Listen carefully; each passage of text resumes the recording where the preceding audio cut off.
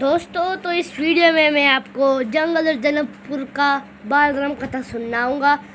मेरा नाम चेतन शर्मा है। तो इस वीडियो के लिए आप तत्पर रहें और इस वीडियो को हम तत्काल शुरू करते हैं। राजमहल से निकलकर महर्षि विश्वामित्र सरयू नदी की ओर बढ़े। दोनों राजकुमार साथ थे। उन्हें नदी पार करनी थी। आश्रम पहुंचने के लिए विश्वामित्र ने अयोध्या के निकट नदी पार नहीं की। दूर तक सरयू नदी के किनारे किनारे चलते रहे। दक्षिणी तट पर, उसी तट पर जिस पर अयोध्या नगरी थी, वे चलते रहे। नदी के घुमाव के साथ साथ राजमहल पीछे छूट गया। उसकी आखिरी बस्ती भी निकल गई।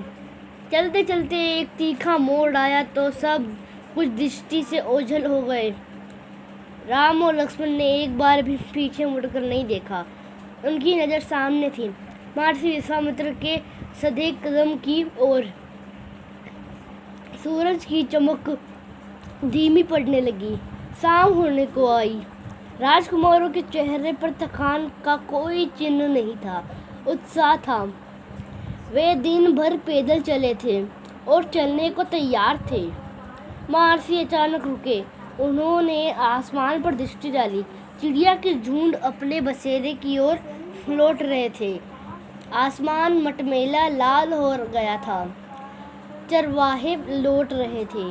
गायों के पैर से उठती धूल में आधे छिपे हुए हम आज रात नदी तट पर ही विश्राम करेंगे, महर्षि ने पीछे मुड़ते हुए कहा। दोनों राजकुमारी के चेहरे के भाव देखते हुए महर्षि विश्वामित्र हल्का सा मुस्कुराए। राम के निकट आते हुए उन्होंने कहा, मैं तुम दोनों को कुछ विद्याएं सिखाना चाहता हूँ। इन्हें सीखने के बाद कोई तुम पर प्रहार नहीं कर सकेगा, उस समय भी नहीं जब तुम नींद में रहो। राम और लक्ष्मण नदी में मुंह हाथ धोकर लौटे। महर्षि के निकट आकर बैठे। विश्वामित्र ने दोनों भाइयों को बला अतिबाला नाम की विद्याएं सिखाई। दोस्तों, बाला अतिबाला एक विद्या है। रात में वे लोग वहीं सोए। तिनकों और पत्तों का बिस्तर बनाकर नींद आने तक महर्षि उनसे बात करते रहे। सुबह हुई। यात्रा फिर शुरू हुई। मार्ग वही था, सरयू नदी के किनारे किनारे। चलते चलते वे एक ऐसी जगह पहुंचे जहां दो नदियां आपस में मिलती थी। उस संगम की दूसरी नदी गंगा थी। महर्षि अब भी आगे चल रहे थे, लेकिन एक अंतर आ गया था। राम लक्ष्मण अब दूरी बनाकर नहीं चलते थे, महर्षि के ठीक पीछे थे, ताकि उनकी बातें ध्यान से सुन सके। रास्ते में पड़ने वाले आश्रमों के बारे में, वहाँ के लोगों के बारे में, वृक्षों वनस्पतियों के बारे में के संबंध में स्थानीय इतिहास उसमें शामिल होता है। आगे की यात्रा कठिन थी, जंगलों से होकर। उससे पहले उन्हें नदी पार करनी थी। रात में ऐसा करना महर्षि विश्वामित्र को उचित नहीं लगा। तीनों लोग वहीं रुक गए, संगम पर बने एक आश्रम में। अगली सुबह उन्होंने नाव से गंगा पार की। नदी पार जंगल था, घना, दुर्गम। सूरज की किरणें धरती तक पहुंचती थी। इतना घना व डरावना भी था।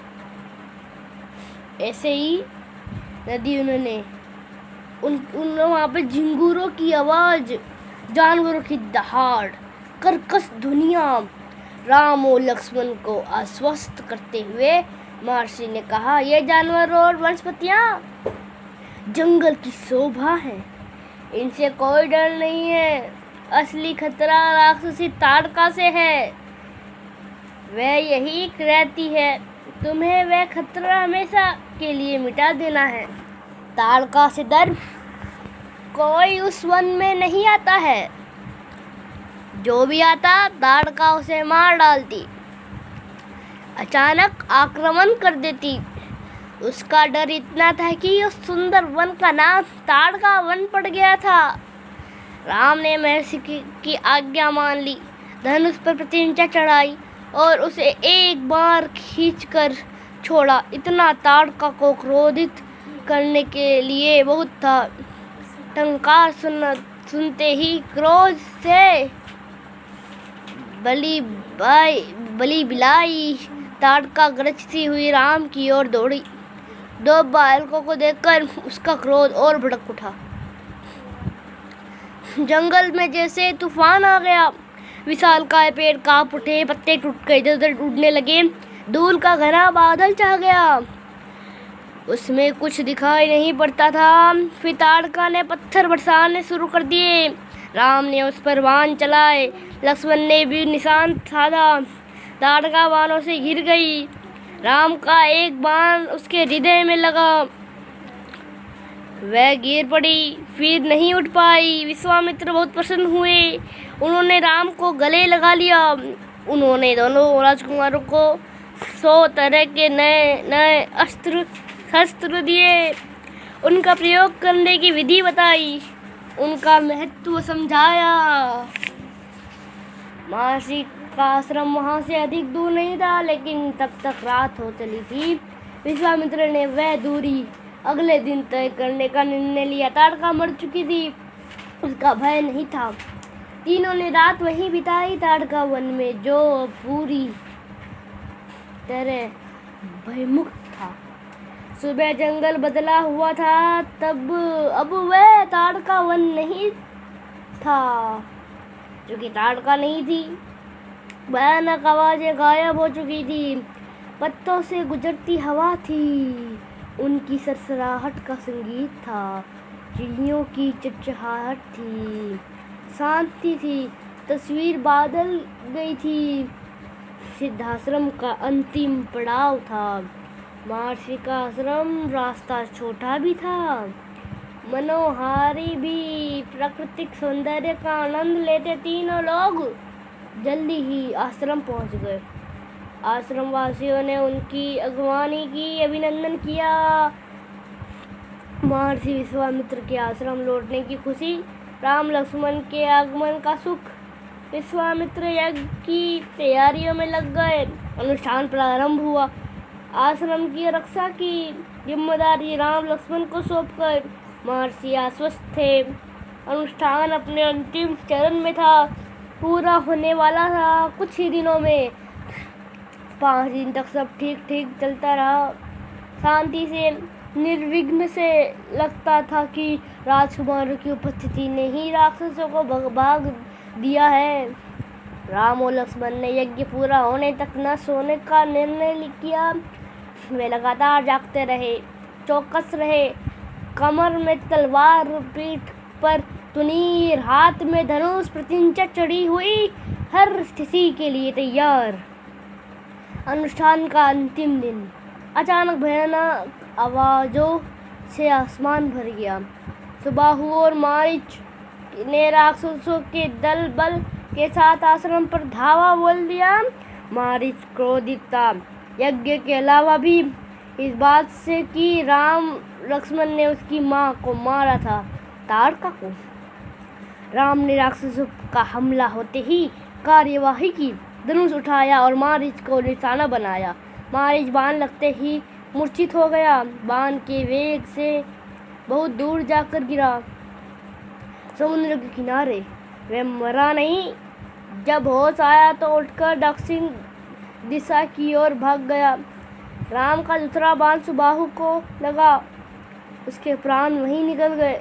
सुबाहु के मरने पर राक्षस सेना भी भगदड़ मची। वे चीख चिल्लाते भागे। कुछ लक्ष्मण के बाणों का शिकार हुआ, अन्य जान बचाकर भाग खड़े हुए। महर्षि विश्वामित्र का अनुष्ठान संपन्न हुआ। राम ने महर्षि को प्रणाम करते हुए पूछा, अब हमारे लिए क्या आज्ञा है मुनिवर? महर्षि ने राम को गले लगाया, कहा, हम लोग यहाँ से मिथिला जाएंगे, महाराज जनक के यहाँ, विदेह राज का दरबार में। मैं चाहता हूँ कि तुम दोनों मेरे साथ चलो। उनके आयोजन में हिस्सा लेने। महाराज के पास एक अद्भुत शिव धनुष है, तुम भी उसे देखो।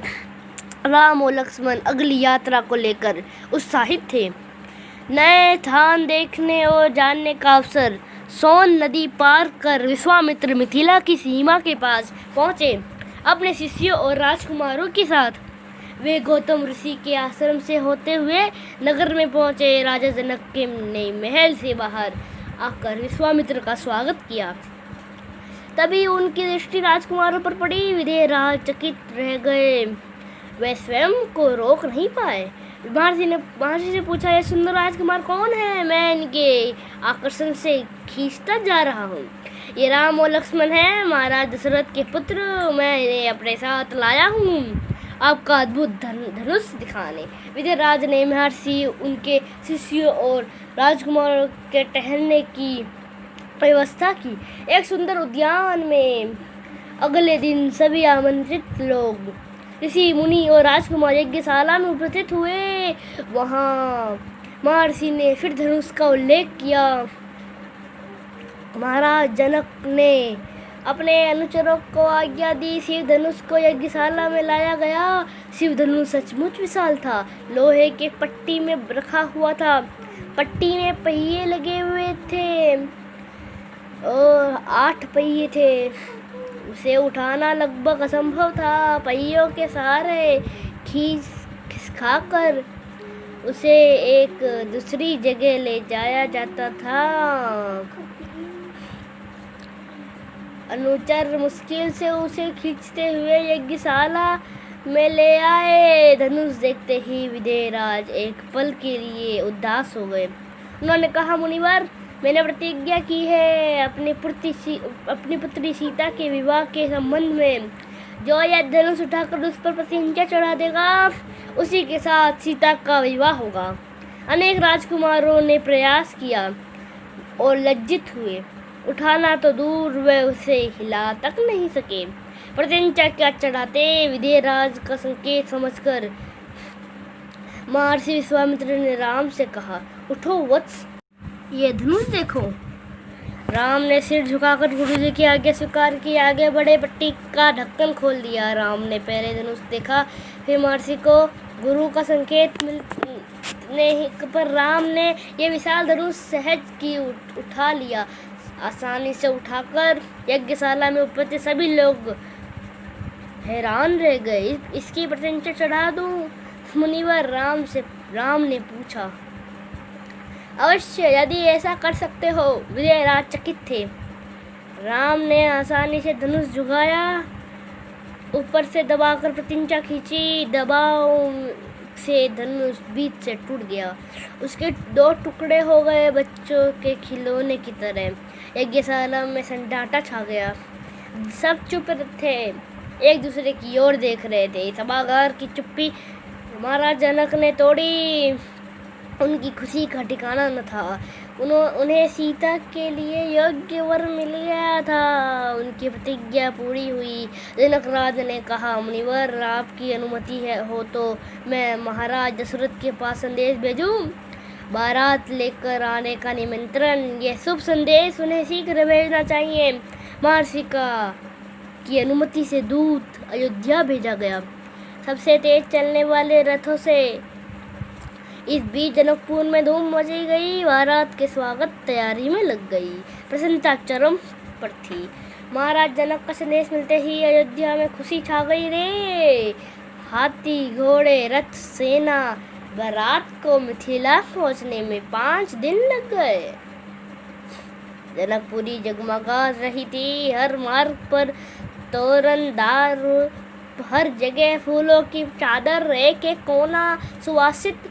घर घर के प्रवेश द्वार पर वंदनावर, एक एक घर से मंगलित। मुख्य मार्ग पर दर्शकों की अपार भीड़, खिड़कियां और छज्जों से झांकती महिलाएं। विवाह से ठीक पहले विदेहराज ने महाराज दशरथ से कहा, राजा राम ने मेरी प्रतिज्ञा पूरी कर बड़ी बेटी सीता को अपना लिया। मेरी इच्छा है कि छोटी पुत्री उर्मिला का विवाह लक्ष्मण से हो जाए। मेरे छोटे भाई कुशुजाज की की भी 2 पुत्रियां हैं, मांडवी और शत्रुकृति। कृपया उन्हें व्रत और शत्रुघ्न के लिए स्वीकार करें। राजा दशरथ ने यह प्रस्ताव तत्काल मान लिया। विवाह के बाद बारात कुछ दिन जनकपुरी में रुकी। बाराती बहुओं को लेकर अयोध्या लौटे तो रानियों ने पुत्रवधुओं को आरती उतारी, स्त्रियां ने फूल फेंके। आनंदोत्सव लगातार कई दिनों तक चलता रहा। दोस्तों, अब हमने ये ख़त्म कर लिया है। अगले में हम 2 वरदान सीखेंगे। तो मैं ये वीडियो अभी ख़त्म कर रहा हूँ। हम अगले वीडियो में अवश्य मिलेंगे। Ta-ta, bye bye.